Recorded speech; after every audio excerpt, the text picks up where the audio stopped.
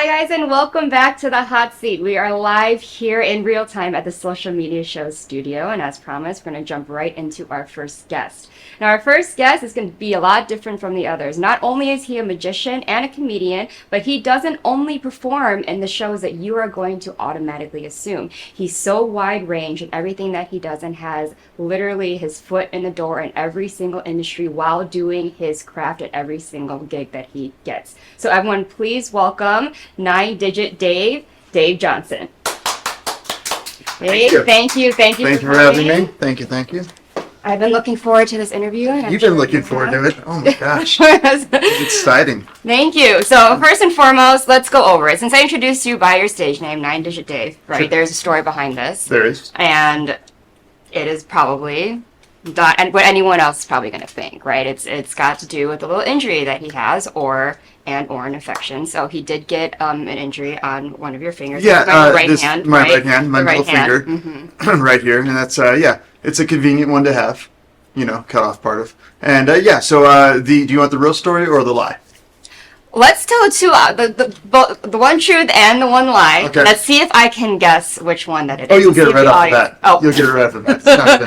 It's not even close. So one story is that I've been here in Las Vegas for 20 years, and I've gotten caught cheating at all the casinos, every single one, thrown out of every single one. With me being a complete derelict, I have to go and start gambling at people's house games, back rooms. There, if they catch you cheating, sometimes they're not so nice. Sometimes they'll grab a knife and try and stab at your hand as you're collecting the winnings. True story. If your name is Dave and you don't get out of the way in time, you can become a 9-Digit Dave. My downstairs neighbor Derek is now 9-Digit Derek. We don't talk anymore. It's kind of a sore subject. Okay. So that's story number one. Story number two is my wife owns a balloon decor company called Vegas Balloon. And so I wanted to go ahead and make her an open air photo booth that people can use to take their photos in front of her balloon backgrounds and garlands and decor. And so I said, let's go ahead and make one out of this reclaimed desk that I found on Craigslist for free. And so I was using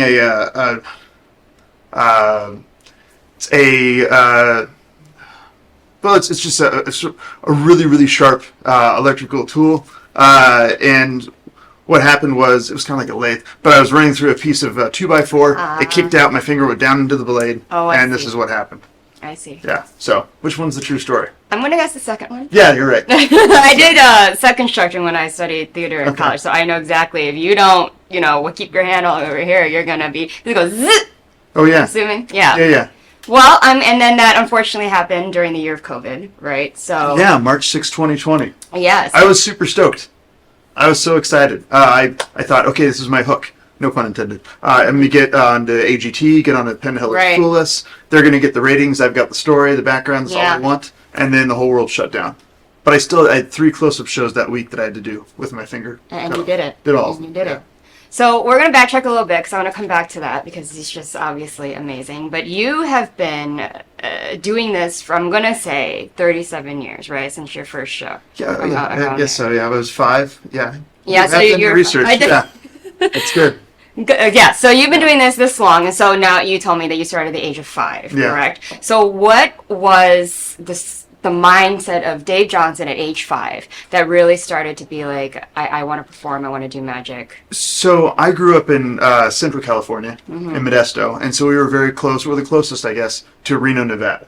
And so my parents would go up to Circus all the time and take my half-sister and myself, and they would go play in the casino. We'd go to what's called the Midway. We have it here in Vegas also. And there were these clowns that worked there. And so the clowns did magic tricks. And so I saw my first magic trick there. A clown took a sponge nose, put it in my hand, and one in his hand, and his disappeared and reappeared in my hand. And that I was 4 then, and so that hooked me pretty well. And so you probably decided right then and there that you love performing, you want to I just wanted to know how it worked, Yeah. And you have moved to Vegas. You've been here, like you said, you've been here like around 20 years 20 at this years, point. yeah. And what was it about Vegas? I mean, apart from the obvious, it's entertainment capital of the world, right? You got live entertainment, it's like people seek live entertainment. Was that the reason? Or that was it. More at that point in time. That was it. Okay. I wanted to come here to learn to grow. Yeah, that was it. But it's become so much more since then. Yeah, it's been amazing.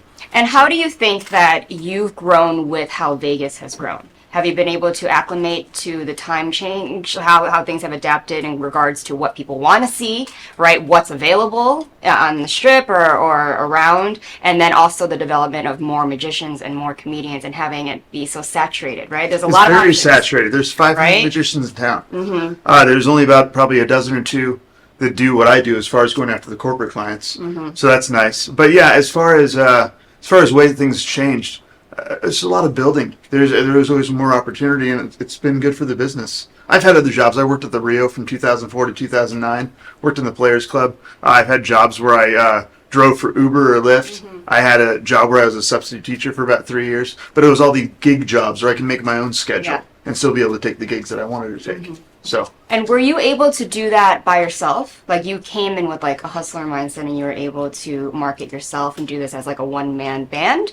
Or did you have prior knowledge of going through the typical industry, you know, you get agents or get managers? I'm not too familiar with magic and comedy, but I'm assuming with live performances, there's people that do gig events that will contact you, etc. Yeah, so you got to get to know all the DMCs, the destination management companies, the event planners, the entertainment agencies, things like that. Those are very important people to get in with and to cultivate your relationships with, obviously. As far as when I first got here, I started off as the opening act for a hypnotist here in town, and a guy named Michael Johns, and we were over in this curtained off corner over on Flamingo and Las Vegas Boulevard. It's a little small casino called Bourbon Street. And so, and that was fun. We were, working, I think it was 3 or 4 nights a week for about 8 months. And then I got to work with a guy named Gallagher for a while. And then from then, I, basically in 2014, I moved on to mainly doing corporate events. And that's where things really kind of picked up and took off.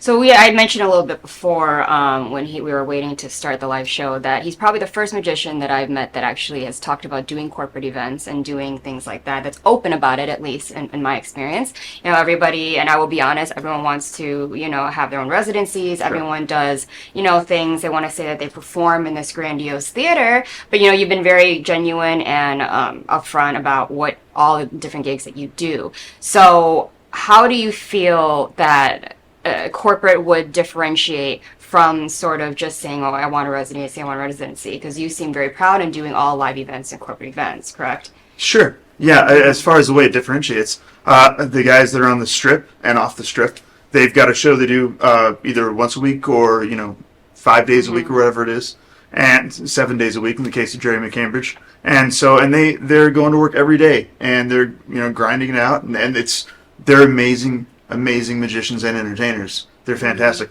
The corporate world is basically different groups coming to town, organizations and things like that, and they need some entertainment. Last night I did a show over at the Palms that was, I think, 2 or 2.5 hours of walk-around magic over at the Ghost Bar.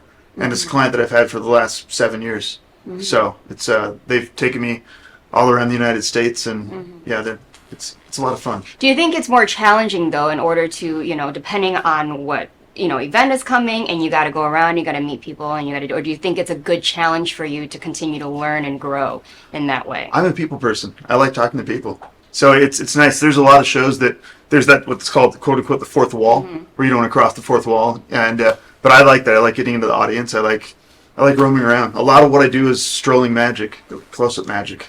So you also are a comedian. On top of being a magician, and you, as far as I'm concerned, seeing some of your work, it's just you on the stage or you presenting your magic to the people. And so what would you say differentiates you from everyone else that would say, oh, I also do comedy, I also do magic, I also have a show, and I do all the same things he does? But why do you think you're successful? I think it all comes down to the personality of the person. There's a lot of comic magicians here in Las Vegas. There's Mike Hammer over at the Four Queens. There's Adam London, who's a very dear friend, over at the Orleans. There's the Late Night Magic Show, also at the Orleans as well.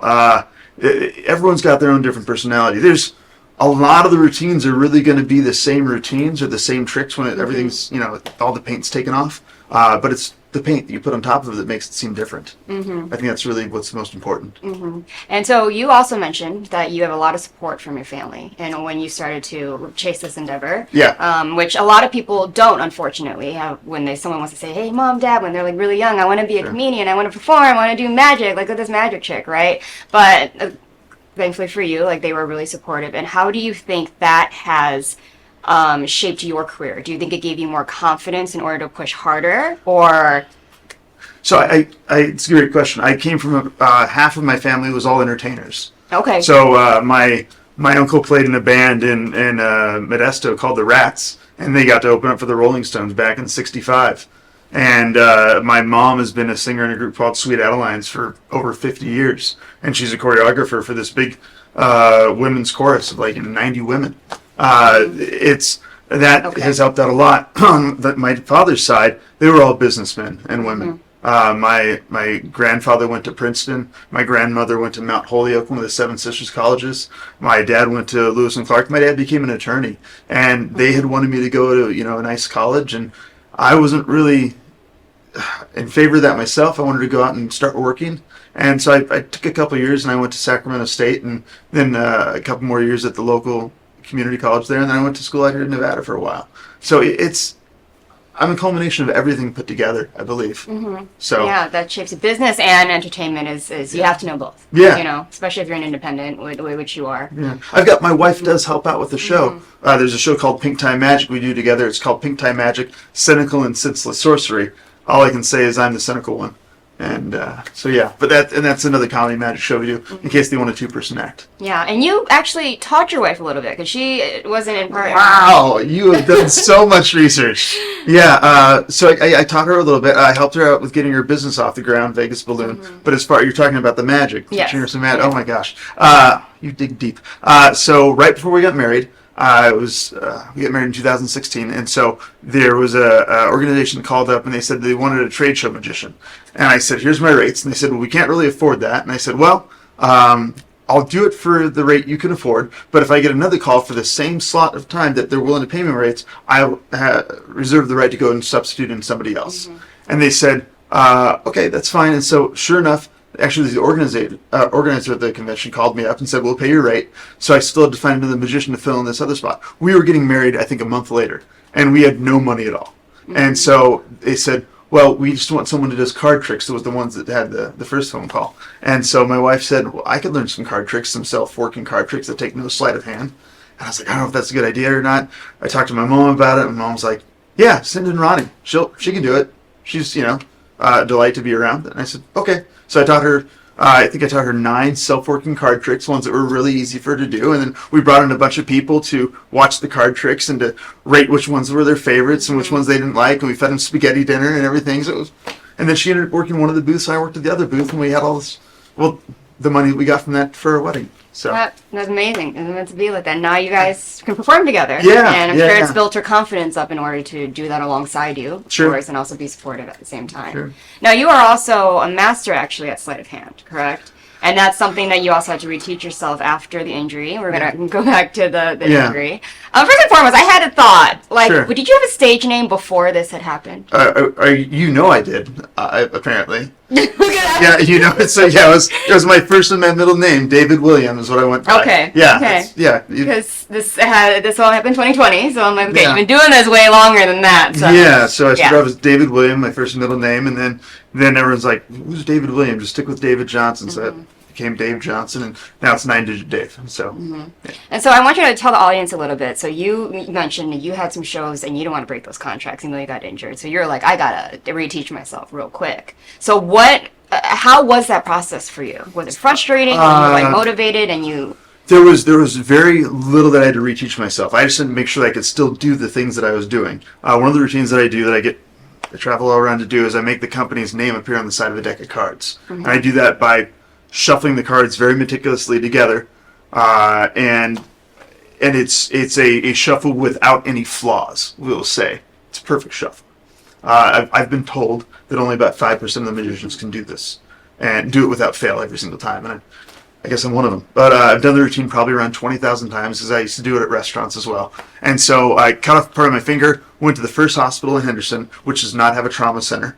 So they said go back and get what you can to see if they can reattach it. And when I was there getting that, which a friend of mine, Chuck, was so nice to come over and gather all the pieces together, I also grabbed a deck of cards to make sure I could still do this perfect shuffle because I had 3 different gigs later on that week that I had to go ahead and put the names on the side of the cars. My wife ended up writing the names, but I was still able to go and do that.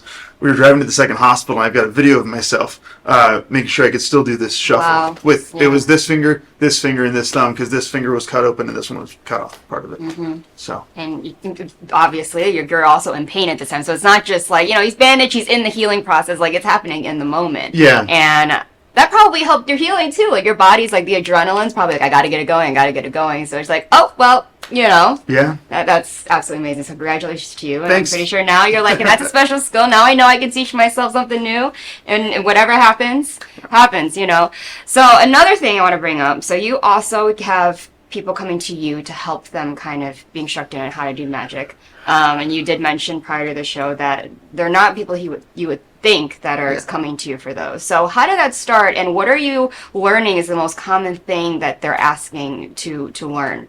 They want to learn how to do card tricks. Okay. It makes sense. Out of all the different subjects in the world, all the books that are written in the world, there's more books written about magic than any other subject there is. And a majority of those are about card tricks. So it makes sense. They want to learn card tricks. They want to learn sleights, how to make a fan, how to do a one-handed cup, different flourishes, as we call them, things like that. And a lot of them end up being dancers that are looking to go ahead and get into different forms of entertainment. And so what's nice about them being dancers is that the dancers are so self-driven and so motivated and dedicated to what they do that they learn very, very fast. You can teach them one thing, and then the next week they'll come back and say, got it. And you're like, wow, I wish I had that kind of drive back when I was younger. But I think jugglers also have the same kind of drive, because if you drop as a juggler, you look horrible. If you flub up a trick, as long as you're funny, you'll still fly. It'll be okay. Now, is there one tip that you always tell performers, and from your point of view, that you feel is most important? And what would that be? Do you want like a pro tip? Is that what is this? The 9-digit tip. The 9-digit tip. It's something I would tell their performers, like ones that are starting out. Whichever, something that you feel like if anyone were to ask you, I really want to, either they're starting or they're just like, I want to be better, I've been performing, what is one thing that you say is most important that's going to get them that star quality that you look for when you watch someone perform? Star quality. I would say try and be original as much as you can. Before I said there's not a lot of original routines. That is true. There are still some very, very creative people out there, and there's a lot of them that live in this town. Kevin James, amazing. A good friend of mine, Bizarro, absolutely amazing. These guys come up with all of their own stuff, and they're just the top notch there is. So try and be original. Try and stop using so many hacked lines. Hacked lines are the ones that you hear every magician use, and stop doing the same tricks everyone else is doing. If I were to recommend a book, it's actually a book that's not on magic. It's called Stage Performance by Livingston Taylor, who is James Taylor's brother. And it's written for musicians. It's from the Berklee School of Music. But that's probably the best book I've ever read. And that helped me out a ton. So. Yeah, and I'm sure that it's helped you, especially coming to a place like Las Vegas. Yeah. Right? You're going to need that and match up to what's already been here. There's a lot of good talent. Yeah, and I'm sure before too, and then kind of keep the spirit of Las Vegas alive. Sure. So apart from corporate, you also get the chance to travel all over the country. You just were in Chicago. You go to Southern California. You go to Ohio. You go here, there, everywhere. But then you also are able to go to a lot of big events. So it's not just corporate. We're talking about like the convention rooms. Like we're talking like you were at the Super Bowl, right? You're able to do things live in real time. I'm sure you do a bunch of other high quality things. You do some red carpet stuff. So what is that like? And how would you say, what do you think has gotten you there? I know we talked about what makes you stand out, but what do you think really has gotten you to be in the presence of people that you probably have looked up to or that you know of or people know of, right? I'm not in that presence yet. I'm still on my way. But I think as far as what makes it happen is just not giving up. It's a long road. It's a real long road. But if you quit, you're never going to get there. And that's the main thing to remember, is that it gets really, really tough sometimes. But if you stop, you'll never make it. And so, but also, I also believe that success, a lot of people say, oh, success is based off of fame or fortune. I don't buy any of that. I don't believe in that. I believe success is based on how many stories you have when you get done with your life. Because your name is going to go away, no matter what. Even Houdini's name, it's going to die out one of these days. It's going to take a while because he did a great job with PR. But and also the money's not going to be there for much longer. And but if you have a lot of stories, you've got your memories, hopefully, and that's going to be the best thing you can really get out of it. So, what do I attribute to that? The ability to go ahead and do some gigs that maybe aren't the most fame and fortune, but have the best stories. Like back when I was 21, I got flown in and out by helicopter to go ahead and do this gig up in the mountains. And they're like, yeah, you want to come out and do this thing? It pays X amount. And I was thinking like, well, it's a whole entire weekend. It's not that much money. You said I get flown by a helicopter? Sure, I'll do that. That sounds amazing. Yeah. That's awesome. Yeah. So how many people could say they did that, right? I know. That's awesome. Like, I'm sure you were like, wait, you want to do what? All right. I mean, I guess. Let's do it. Let's do it, right? So, yeah.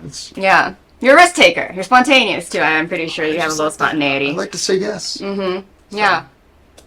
That's awesome and everything. But one of the bigger things is, do you see yourself staying in Las Vegas? Do you think that this city is going to be as big as everyone's saying it is, and do you want to ride that out, or do you want to stay here because you just love Las Vegas? I think Las Vegas. How long have you been here for? Almost 5 years. It'll be 5 5 years next month. Yeah. Okay. I think Las Vegas is probably the greatest city on. And I fall in love with every city I go to be honest. But this city has come together so much as a family ever since the October 1st shooting. Mm-hmm. That was a horrible, horrible tragedy. But there was this element of beauty that came out of it with everybody looking out for each other. And it just becoming this great big family of 3 million people. Yeah. And my wife and I were driving to Costco to pick up waters to go drop them off at the convention center. And I remember in front of us there was another truck that had a whole bunch of waters, and it was getting off on the Galleria from Costco, and some of the waters fell out, and everybody jumped out of their cars, or put in park, jumped out of their cars just to help them load the waters back in. I'm not going to move from this city. My heart's always going to be here. I love traveling as much as I love an audience, but I'll always live in Las Vegas. This is a great place. Yeah.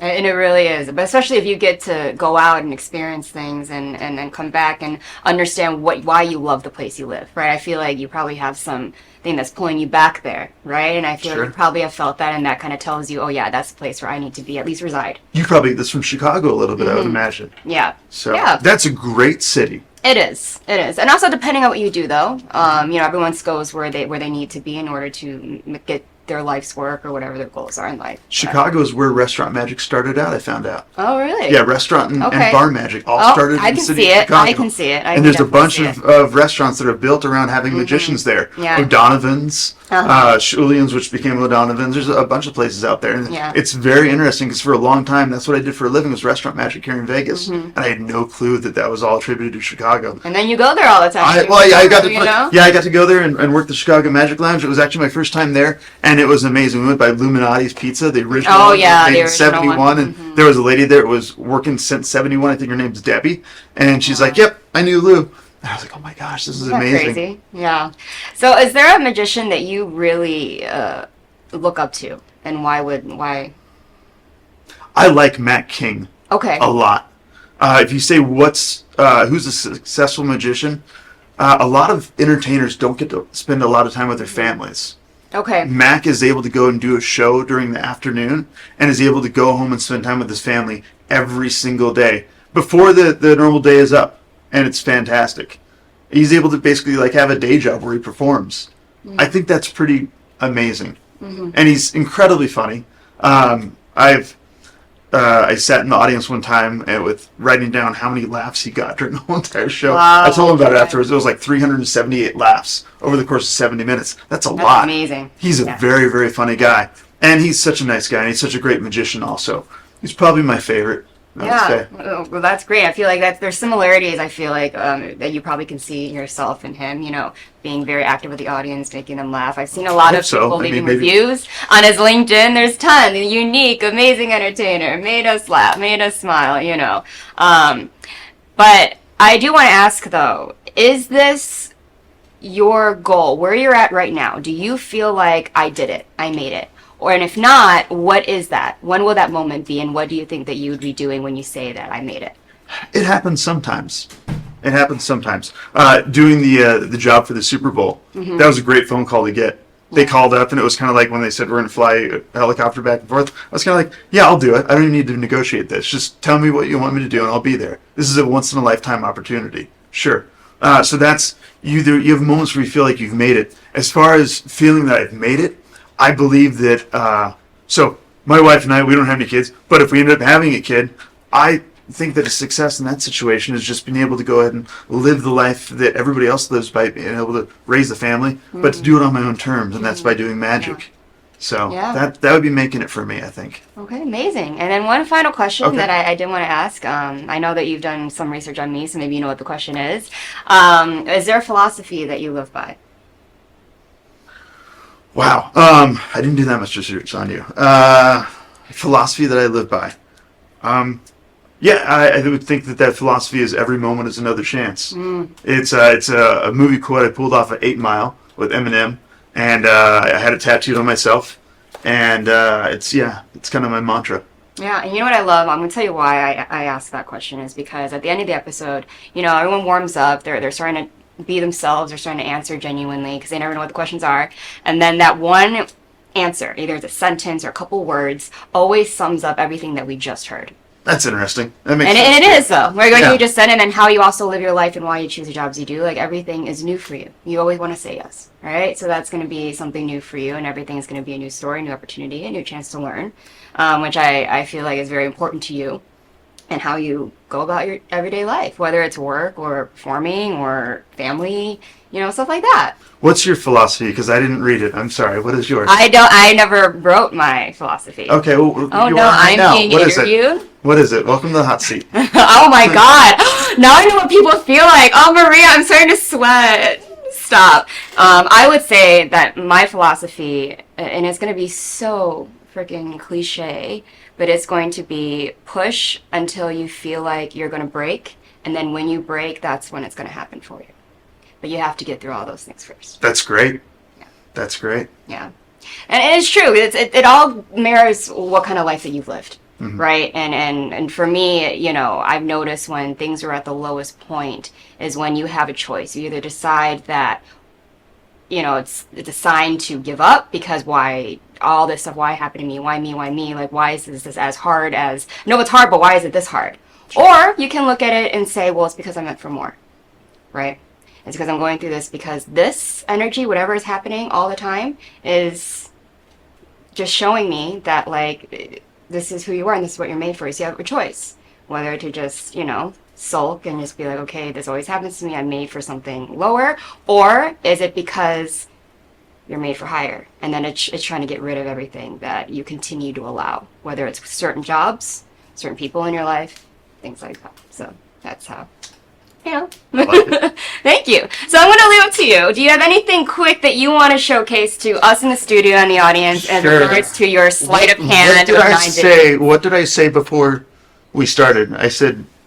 You said, oh, do you have anything you could show us? And I Yeah, said, you said it's up to you, and I said, well, I said, be careful what you wish for. All right, so yes, this is known as the world's most annoying coin trick. It's not the best coin trick you'll ever see. This might actually be the worst coin trick you'll ever see. Mm-hmm. It's based upon a story you might have heard before. If you have, feel free to play along. Answer as many of the questions as you can. That'll help speed things through. Mm-hmm. Do not try and stall or stop me, though, as that'll just prolong the antagonization, and nobody needs that. I use big words like prolong and antagonization to prolong the antagonization.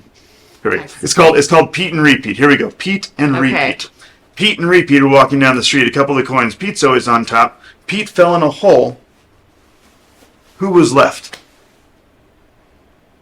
Repeat. Repeat. Good answer. Thank you. Here we go. Pete and Repeat are walking down the street. A couple of coins. Pete's always on top. Pete fell in a hole. Who was left? Repeat. Yeah, very good. Pete and Repeat are walking down the street. A couple of coins. World's most annoying coin trick. Pete fell in a hole. Who was left? Repeat. Very good. Pete and Repeat are walking down the street. A couple of coins. Pete's always on top. Let's see. Pete fell in a hole. Who was left? Repeat. No, we're done. I'm sorry. He's done repeating. It had to finish sometime. It had to. 6 more phases. Oh, and then goodness. we focus grouped it. Everyone said, please stop now. We're done with repeating. Done. Pete's done with the repeat. Repeat's Yes. done with repeating.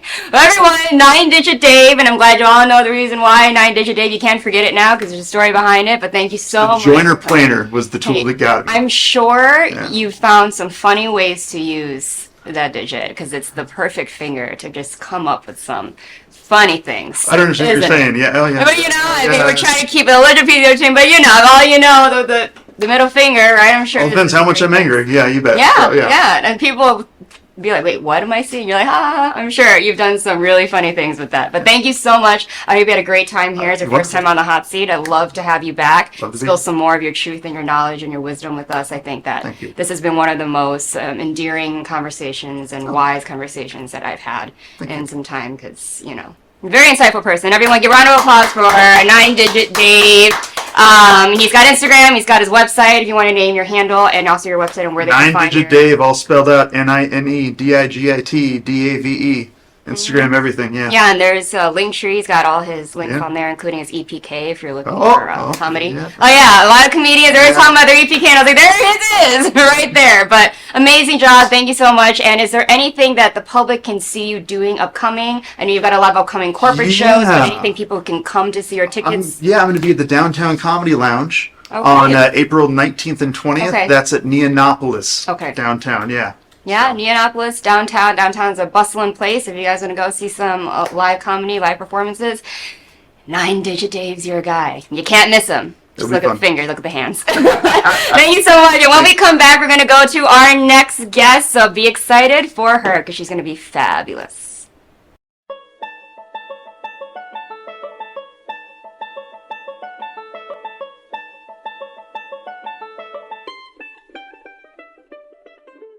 Oh, you're reaching from the back. The back. That's fine. You can do that.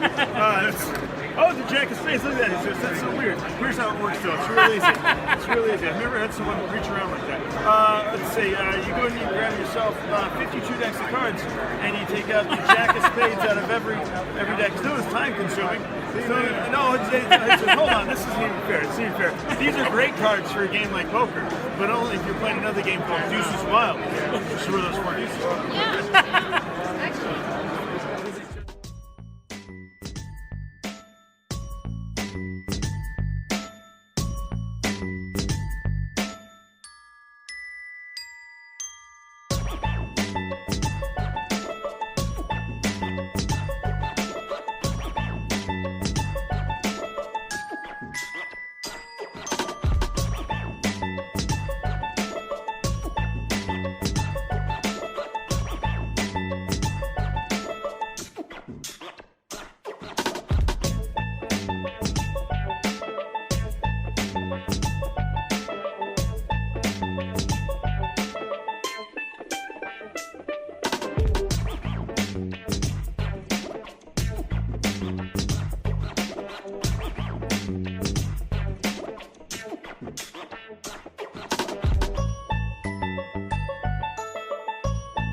What sport does Rhino play?